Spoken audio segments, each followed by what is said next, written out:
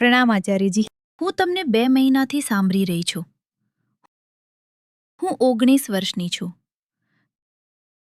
તો ઘરના લોકોએ ઘણો વિરોધ કર્યો કે મતલબ પહેલાં જ્યારે હું શરૂઆતથી તમને સાંભળી રહી હતી ત્યારે હું નીટની પરીક્ષાની તૈયારી કરી રહી હતી. તો હવે ઘરના લોકોએ કહ્યું કે પહેલાં આ પરીક્ષા આપી દે અને પછી તારું જે મન હોય તે કરજે. ત્યારે પરીક્ષા થઈ અને મેં નક્કી કર્યું કે હવે 24 જૂન 24 જુલાઈના રોજ તમારો ગોવામાં જ કાર્યક્રમ હતો. હું આવવા માંગતી હતી પણ ઘરના લોકોએ આવવા ન દીધી.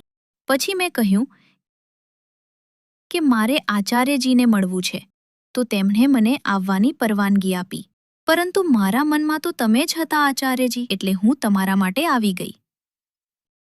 મારો સવાલ એ છે આચાર્યજી કે તમે હમણાં જ કહ્યું કે સત્યના માર્ગ પર ચાલવું હોય તો બહુ ઓછા લોકો મળશે અને બહુ સંઘર્ષ કરવો પડશે. હું સંઘર્ષ કરવા માટે તૈયાર છું. હું જે કંઈ પણ કરવા માંગુ છું તે સત્યના કેન્દ્રથી કરવા માંગુ છું. મારે કયું કામ પસંદ કરવું જોઈએ? ઘરના લોકો કહી રહ્યા છે કે હવે મેડિકલમાં આવી ગઈ છે તો મેડિકલમાં જ કંઈક કરિયર બનાવવું હોય તો. પરંતુ અત્યાર સુધી મેં ઘરના લોકોનું સાંભળ્યું છે અને તમે કહો છો કે આપણે ઘરના લોકોને ગુરુ સમજીએ છીએ, પણ ઘરના લોકોને પણ કોઈ ગુરુની જરૂર છે. મેં તેમને કહ્યું, આચાર્યજીના વિડીયો પણ બતાવ્યા, પણ તેમણે ના પાડી દીધી. તો આચાર્યજી, મારો સવાલ એ જ છે કે અત્યાર સુધી હું કોઈ ગુરુ પાસે નથી ગઈ અને કોઈ આધ્યાત્મિક પુસ્તક પણ નથી વાંચ્યું. તો હવે હું કયું કામ પસંદ કરું? સત્યના કેન્દ્રથી કયું કામ પસંદ કરું? મેં નક્કી કર્યું કે તમને મળવું છે ત્યારે તમે કહ્યું હતું કે ડેલી રૂટીનમાં જુઓ કે તમારી પાત્રતા શું છે. તમારી સામે ઊભા રહો. તમારી સામે બેસવાની પણ પાત્રતા હોવી જોઈએ. તો મેં જોયું કે મારી પાત્રતા શું છે. મારા મતે સૌથી પહેલાં મારે પગભર થવું જોઈએ. મજબૂતીથી પોતાનો ખર્ચ જાતે ઉઠાવી શકું એવું કંઈક કરવું જોઈએ. હું મારો ખર્ચ જાતે ઉઠાવવા માંગુ છું અને પોતાની જાતે કંઈક કરવા માંગુ છું. પણ તમે જ કહો છો ને કે થોડો ડર લાગે છે કે કદાચ અહંકાર તૂટશે. હું સત્યના કેન્દ્રથી બધું કરવા માંગુ છું, બિલકુલ ડર્યા વગર અને ગભરાયા વગર કરવા માંગુ છું. પણ મારે કયું કામ પસંદ કરવું એ સમજાતું નથી. પ્લીઝ આચાર્યજી. હજુ તો ઉંમર બહુ ઓછી છે. ભણી રહ્યા છો MBBS. જો એમાં એડમિશન મળી ગયું છે તો એને સરખી રીતે પૂરું કરો. જ્ઞાનમાં શી ખરાબી હોઈ શકે? હું જે વાતો તમારી સાથે કરું છું એમાં માત્ર આધ્યાત્મિક જ્ઞાન જ સામેલ નથી. મારી એન્જિનિયરિંગમાં જે મેં ભણ્યું છે, મેનેજમેન્ટમાં જે ભણાવવામાં આવ્યું છે, જે મારો કોર્પોરેટ અનુભવ રહ્યો છે,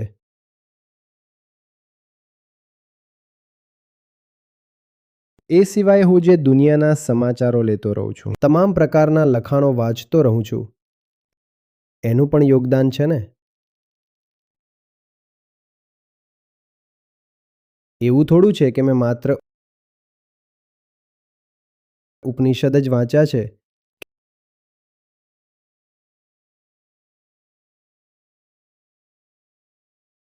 કે મને બસ સનાતન ધર્મ સાથે જ નિસ્બત છે તો હું માત્ર વેદાંત જ ભણીશ. નહીંતર તો ઉપનિષદો પછી ભલે પુરાણ હોય, સ્મૃતિઓ હોય કે ઇતિહાસ કાવ્ય હોય,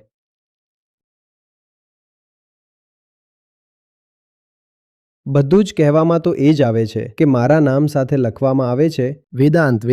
પણ વેદાંત ભર પૂરતું નથી. વેદાંત પોતે જ કહે છે કે અવિદ્યા પણ આવશ્યક છે અને બધી જ વસ્તુઓની ખબર હોવી જોઈએ. અને એવું પણ નથી કે હું કહું કે માત્ર સનાતન ધર્મની અંદરનું જ ભણ્યું છે. પછી ભલે બાઇબલ હોય, કુરાન હોય, દુનિયાના આટલા બધા બીજા ધર્મગ્રંથો છે એ પણ વાંચ્યા છે. પછી ધર્મથી બહાર જઈને જે અર્થતંત્રને લગતી વાતો છે, રાજકારણને લગતી વાતો છે, એ પણ જાણવાની હોય છે. કોઈ ક્ષેત્રમાં પોતાની વિશેષજ્ઞતા પણ હોવી જોઈએ.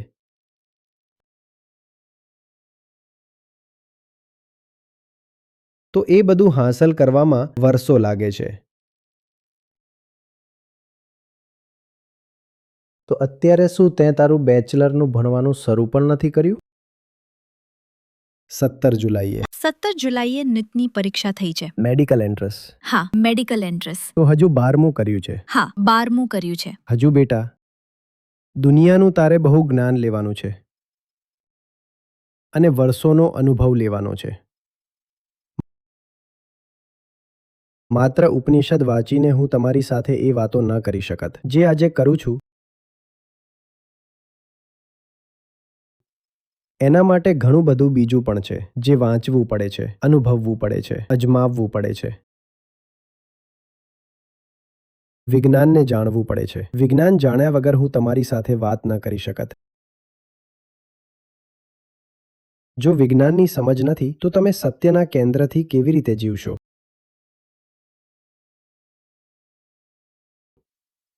સાયકોલોજી, ફિલોસોફી બધું જ ભણવું પડે છે. ત્યારે જઈને જીવન પ્રત્યેની એક સમગ્ર સમજ આવે છે. નહીંતર ઉપનિષદ તો મુઠ્ઠીભર છે. જે મુખ્ય ઉપનિષદ છે એને તો કોઈ ઈચ્છે તો થોડા મહિનામાં પતાવી દે અને કહે કે હું પણ થઈ ગયો વેદાંત મર્મજ્ઞ. એટલાથી નહીં થઈ જવાય ને, કારણ કે વેદાંત પોતે કહે છે કે જાઓ દુનિયાને સમજો. માત્ર બ્રહ્મની વાતો કરવાથી નહીં થાય. સંસારને પણ સમજો કે એ કેવી રીતે ચાલી રહ્યો છે. રાજકારણ કેવી રીતે ચાલે છે, આ દુનિયા કેવી રીતે ચાલે છે, આ આયાત નિકાસની રમત શું છે, આ ભૌગોલિક રાજકીય આખો શું તમાશો ચાલી રહ્યો છે, એ બધું જ ખબર હોવી જોઈએ ને. ઇતિહાસની સમજ હોવી જોઈએ. ઇતિહાસ વાંચેલું હોવું જોઈએ. હું અત્યારે પણ વાંચતો રહું છું. તો સત્યના કેન્દ્રનો અર્થ એ નથી કે ભણતર છોડી દેવું. MBBS પણ નહીં કરીએ. જ્યારે મેં નથી છોડ્યું તો તમને કેવી રીતે કહી દઉં કે છોડી દો? અને જો હું ન ગયો હોત IIT કે IIM તો હું અત્યારે જે વાત કરી રહ્યો છું એ આનાથી થોડા નીચલા સ્તરની હોત.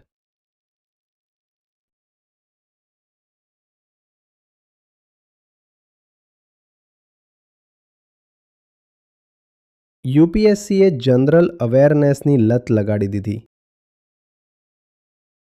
જે અત્યાર સુધી બાકી છે. હજુ પણ વાંચતો રહું છું. તમારે પણ વાંચવું જોઈએ. ઠીક છે.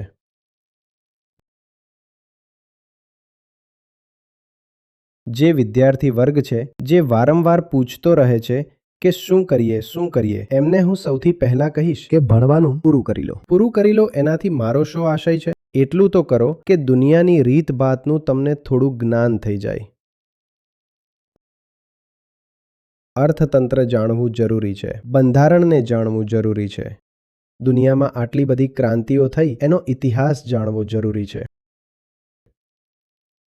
ધર્મ કેવી રીતે શરૂ થયા, શું એમનો રસ્તો અને કેવી ગતિ રહી એ બધું જાણવું જરૂરી છે. માત્ર ભારત જ નહીં, પશ્ચિમમાં જે મુખ્ય દાર્શનિકો થયા છે એમને જાણવા જરૂરી છે.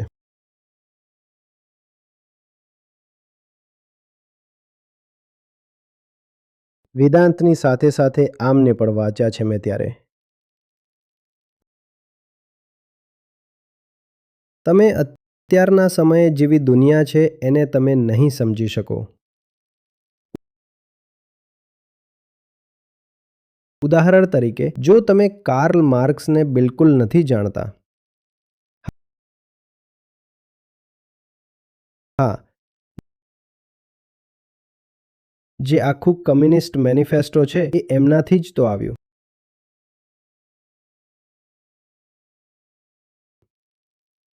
એવી જ રીતે આપણે આટલી વાતો કરીએ છીએ કે આ અર્થતંત્ર કઈ રીતે તમને બંધક બનાવીને રાખે છે. કેપિટલિઝમ શું છે? એનું દર્શન શું છે? એ વ્યવસ્થા નથી, એની પાછળ એક ફિલોસોફી છે. એ શું છે? એ સમજવું જરૂરી છે.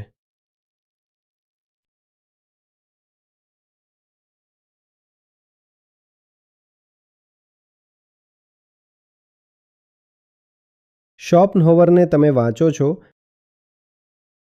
ત્યારે એક ઊંડાણ આવે છે. તમે જે તમારી મેડિકલનું ભણતર કરવા જઈ રહ્યા છો ને, એની પાછળ પણ એક દર્શન છે, એ પણ એક ફિલોસોફી છે. અને કારણ કે ફિલોસોફી અલગ અલગ હોય છે, એટલે પછી જે ચિકિત્સાની પદ્ધતિ છે તે અલગ અલગ હોય છે. હવે આયુર્વેદમાં અને જેને તમે મોડર્ન મેડિકલ સાયન્સ કહો છો, સામાન્ય રીતે જેને એલોપેથી કહીએ છીએ, એમાં અંતર કેમ છે? અંતર એટલા માટે છે કારણ કે એમની પાછળનું દર્શન જ અલગ અલગ છે. તો એ ભણવું પડશે. જો એનો ત્યાગ કરી દેશો, એને ભણશો જ નહીં, તો જીવનને ક્યારેય સમજી જ નહીં શકો. સમજમાં આવે છે વાત?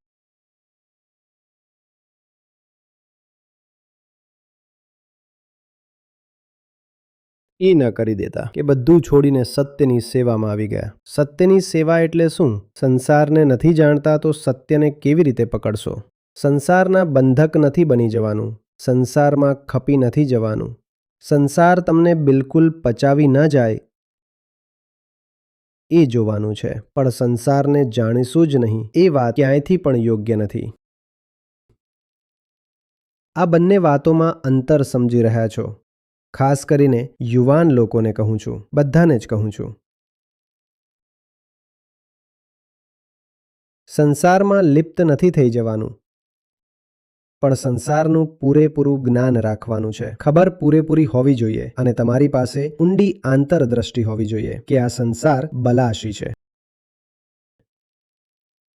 મેં એકવાર કહ્યું હતું કે સંસારી એ જ છે જે સંસારને નથી સમજતો. સંસારીની વ્યાખ્યા એ કે જે સંસારને નથી સમજતો. અને આધ્યાત્મિક માણસ એ છે જે સંસારને સારી રીતે સમજી ગયો. જે સંસારને સારી રીતે સમજી જશે, માત્ર એ જ આધ્યાત્મિક થઈ શકશે.